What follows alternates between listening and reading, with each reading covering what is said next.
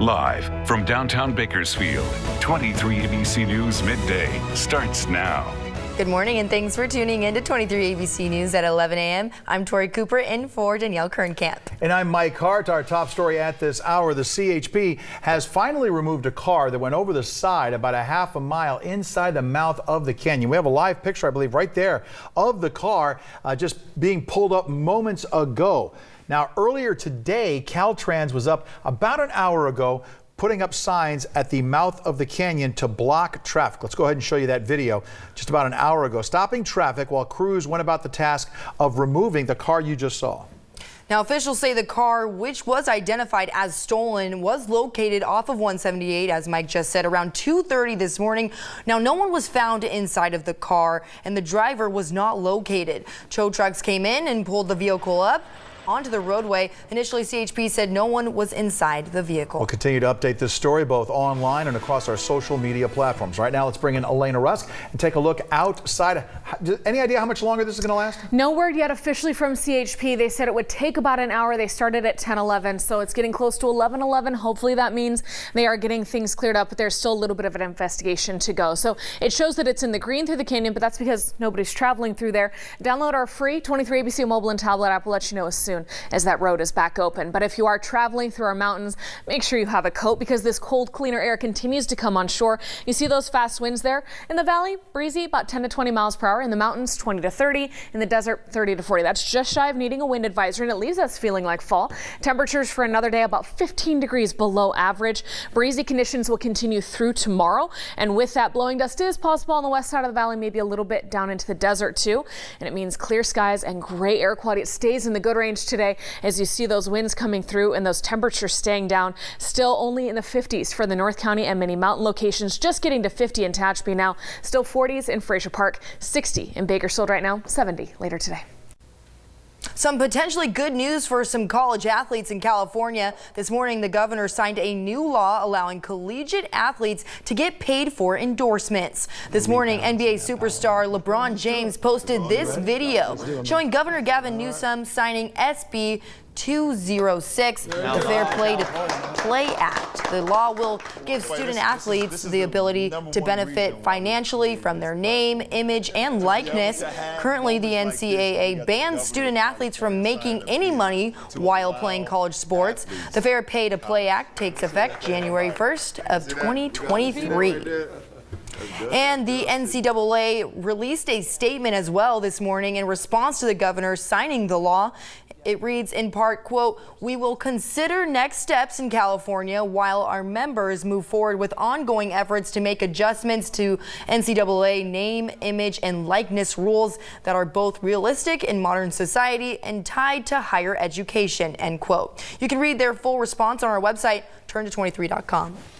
New this morning, the Kern County District Attorney's Office announced that Pep Boys has agreed to a $3.7 million settlement connected to the illegal dumping of hazardous waste. According to the DA's office, Pep Boys resolved those allegations that the company violated state laws governing hazardous waste and materials by routinely and illegally disposing of automotive materials in company waste bins that were destined for municipal landfills not authorized to accept hazardous waste. The DA's office also claimed that Pep Boys routinely failed to shred customer records containing confidential information before disposing of those items in the trash. Meantime, in other news, officials say a sheriff's deputy sustained minor injuries following a pursuit in southeast Bakersfield last night. The initial call went out about 8 o'clock of a 51-year-old suicidal man. Deputies found him on General Beale Road near Highway 58 when he took off. Officials say the man went about a block before colliding head-on with the deputy's patrol car. Both the man and the deputy were transported to Kern Medical with minor injuries. The man was then taken into custody on felony charges of DUI and assault with a deadly weapon. To Southern California news now, where a staggering number of horses have died at Santa Anita Racetrack over the last year. So now on just the second day of the new season, we're following details surrounding another horse that had to be put down. Here's ABC's Marcy Gonzalez. It's happened again. Following a 6-month span last season during which 30 horses died, Santa Anita Racetrack is dealing with yet another horse death. On Saturday, a 3-year-old colt named M-Tech was euthanized after breaking both of its front legs in a race. The track's owner saying in a statement, as is protocol at Santa Anita, we will open an immediate inquiry into what factors could have contributed to M-Tech's injury. This is more serious than it's ever been and will remain to reform as we see fit. Another horse died at the famed track outside of Los Angeles during training last month, pushing the overall death toll to 32 since late December. The park shut down back in March to investigate what was leading to this spike in deaths. They reopened, announcing rule changes designed to protect thoroughbreds, including banning race day medications. But 11 horses have died since. Animal rights activists have been protesting outside of the track, and the controversy is being blamed for a significant drop in attendance. I don't think horse racing is good at all. I think they should just ban it altogether. No horse races anymore. It's terrible. And why are so many horses dying? I don't think it's fair. I think someone has to investigate even further, and maybe the state should get involved. Santa Anita is scheduled to host the Breeders' Cup, one of the biggest events in the sport, the first week of November. Marcy Gonzalez, ABC News, Los Angeles. Back here at home, the city of Bakersfield has private cleaning teams on standby this morning, Monday through Friday, to scour areas downtown or in Old Town Kern and clean up any, quote, human waste. Bakersfield City Councilman Andre Gonzalez posted the details to social media.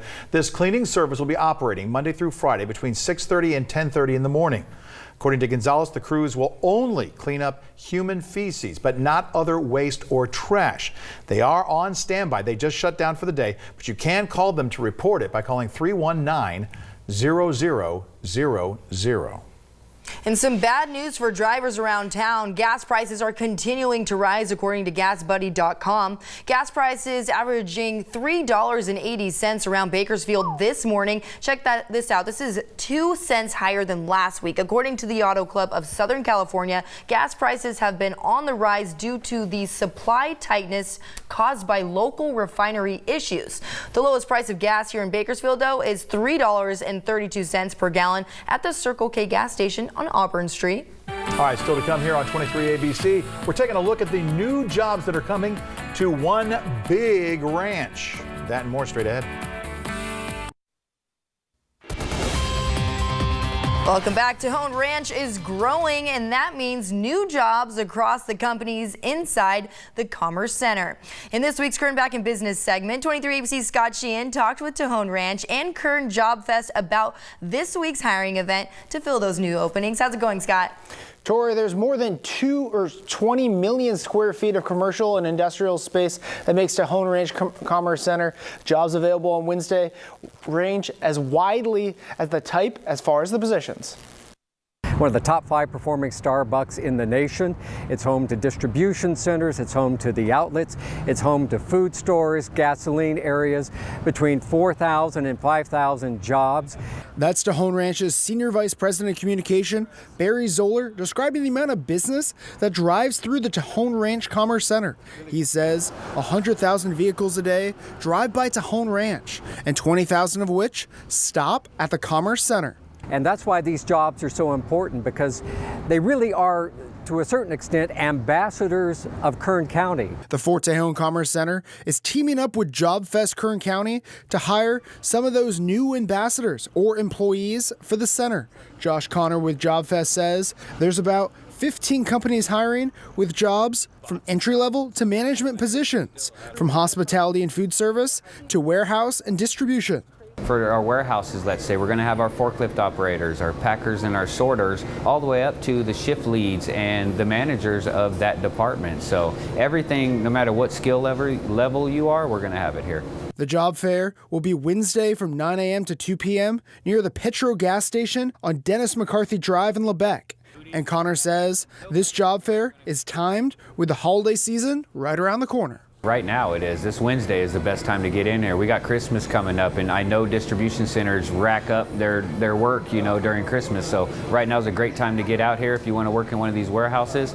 This whole Tejon area picks up big time during the winter months and the holiday season. So right now is the best time to get in there. How is this upcoming Job Fest going to help remind people back in Bakersfield that there is job growth and jobs available over here at Tejon Ranch? Well, if you don't drive by this location on a regular basis, you don't see the growth that's taking place, but it's explosive growth.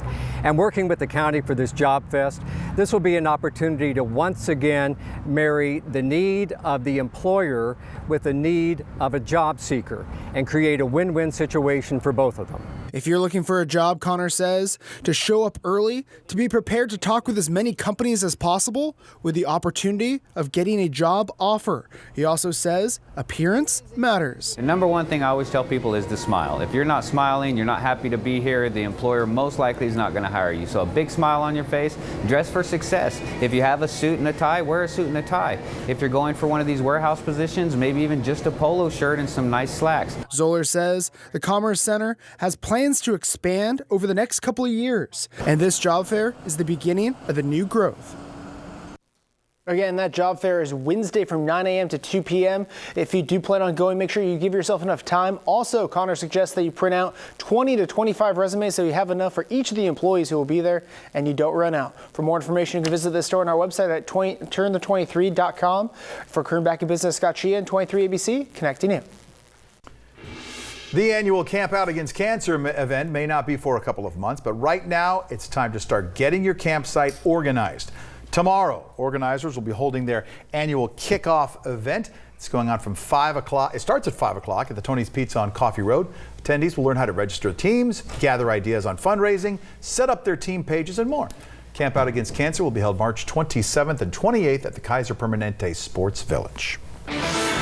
All right, check this one out. A couple went storm chasing and captured the formation of a tornado on camera near Davis. Cell phone video posted online showed a towering vortex spinning Saturday evening near Davis. No damage was reported, but according to the National Weather Service, tornadoes in Central Valley aren't entirely unusual, but are weaker and more short-lived than the ones typically seen right in the Midwest. Saturday's storm covered roadways with hail in around Solano County, and several inches of snow fell in the Sierra Nevada. I don't know. Anytime you use the word vortex, that's kind of terrifying. Right? Let's bring in Elaine Rose right now. Let's hear that? Elena's got the evil laugh going over there. The vortex. She's like, where are these trapped in the vortex? Oh, it's just, I mean, that thing is huge. It is. That is a beast, and it looks like a Midwest tornado. But because it was out in an open field and it didn't cause any damage or injuries, that's why it has such a low rating. People think the size and the intensity of it would make it, oh, that's an EF3, EF4. Well, no, we actually have to factor in the damage afterward, and that's why those National Weather Service teams watch those videos so closely and go out to the site to investigate. So just fascinating. If you want to check that video out again, I have it on my Facebook page. As we talk about the weather here this far south, all of this came on shore for Northern California. Rain, some snow flurries for the mountains, that tornado, because of these cold fronts that are passing through. We had another one early this morning. You still see those winds coming right over Kern County. It's a nice fresh westerly breeze, and that keeps us quite cool. Still in the 50s in the North County and up into the Kern River Valley. Just now climbing above freezing within the last hour, top of Breckenridge. In the Sierra to our north, they were waking up to the teens this weekend, according to the National Weather Service. No teens for us just yet, but we are talking about a hard freeze for Fraser Park later on tonight. So a little bit of that breeze coming through this morning leaves us feeling quite cool, and the winds will continue to pick up throughout the afternoon and evening hours, especially here on those slopes coming down the mountains into the desert. Just shy of a wind advisory, which is about 45 miles an hour, but enough there could be a little bit of blowing dust out there and the west side of the valley. I think north of Kern County could have some dusty patches as well. And that cool, clean air leaving us at 70 here in Bakersfield. So if you liked yesterday's 71, today and tomorrow, much of the same here on the valley floor. Some upper 60s for spots like Oildale and McFarland. Into the mountains, you're seeing mid 60s in Kernville and Isabella, 58 in Tehachapi, 56 in Fraser Park. And then down into the desert, the winds make these temperatures feel cooler than they are. 69 in Mojave briefly this afternoon, low to mid 70s for everybody else. We're calling it breezy, not windy, as these systems continue to dig that trough and a couple of those cold fronts into the area tomorrow. So temperatures about 15 degrees below average today and tomorrow, the first day of October. Those mid 80s end of the week, that's average. Some 90s coming back next week though. People always ask me like, oh, we're in October, so we're done with the 90s, yeah, right? We're done. No, we're potentially done with the 100s, but not the 90s just yet, because Santa Ana winds really enhance how dry and warm we can get. We have seen 100s in years past because of the Santa Anas. I don't have those in the forecast for now, but it looks like the 100s are done. 90s, not so much yet. For now. For now. For now. All right. Well, up next, raise your glasses for the first brewery to open downtown in about 8 decades. We'll tell you where a second phase brewery will be located and when you can enjoy a pint. Stick with us. Welcome back. The Department of Human Services is extending their lobby hours for local residents. The new hours start today, and the purpose of the change is to enhance customer service and reduce outside wait time. DHS will open at 7:30 and close their doors at 4:30 p.m. The county has also upgraded the lobby by adding 8 navigators. The device will ensure each individual will receive the proper information and service as soon as possible. After months of planning, the state's newest online community college will be taking applicants. The online-only CalBrite College opens tomorrow. For the first time, students will be able to register and enroll. California's newest 2-year institution was created to enroll so-called stranded Californians who are underemployed or working multiple part-time jobs. Registration to attend opens tomorrow. There are no minimum academic requirements, and the college will be free for any student. For more information, visit cccapply.org. All right, here's some good news for all of you beer connoisseurs. A local man with a serious love of beer will be bringing his passion to downtown Bakersfield. Second Phase Brewery is set to open sometime in October. Second Phase will be located on the corner of 19th and O Streets and will be the first brewery in downtown Bakersfield in nearly 80 years. Frank Pancho Miranda will be the owner of the head brewmaster. Miranda says the brewery will be family friendly and we'll even have pet-friendly seating for those of you who want to grab a pint with your pooch. There will also be weekly releases of new brews and live entertainment on the weekend. Sounds like a band's name, Pint with Your Pooch. We'll be right back. Welcome back. A special gift from a country music superstar. Before his concert in Pittsburgh, Toby Keith gave a retired Marine corporal an all-terrain wheelchair. Check it out. In 2010, Brandon Rumbaugh, right here, was carrying a fellow Marine to safety when he stepped on an IED and lost his legs. Well, he has prosthetic legs, but he wanted that wheelchair. See, it's got like treads, like 10 treads, so he can be more active outdoors with his 6-month-old daughter. Well, the Independence team, or fund, teamed up with Toby to raise the money for the $16,000 chair. Whew. He also got backstage passes, and he joined Keith on stage for American Soldier. Backstage passes, though, you know, that had to feel real nice. That's so cool. If I had that kind of money and fame, that's exactly what I would use it for. Exactly. Do stuff like that. There it is. There you go, Toby. Yeah, seeing the look on their faces must be great, but my face is pretty happy right now because of these temperatures. Big smile. Feels like fall out there. Yeah, temperatures about 15 degrees below average for another couple days. Those mid-80s Thursday, Friday, Saturday, pretty average. Low 90s are back next week. So for our friends in the mountains, keep in mind highs are only in the 50s today in Tehachapi and Fraser Park. They are looking at a hard freeze tonight. 33 in Tehachapi, obviously colder than that in Bear Valley Springs. Yikes. 30 in Fraser Park. Be prepared. It's going to do it for us today at 11 a.m. Thanks for tuning in. Thanks.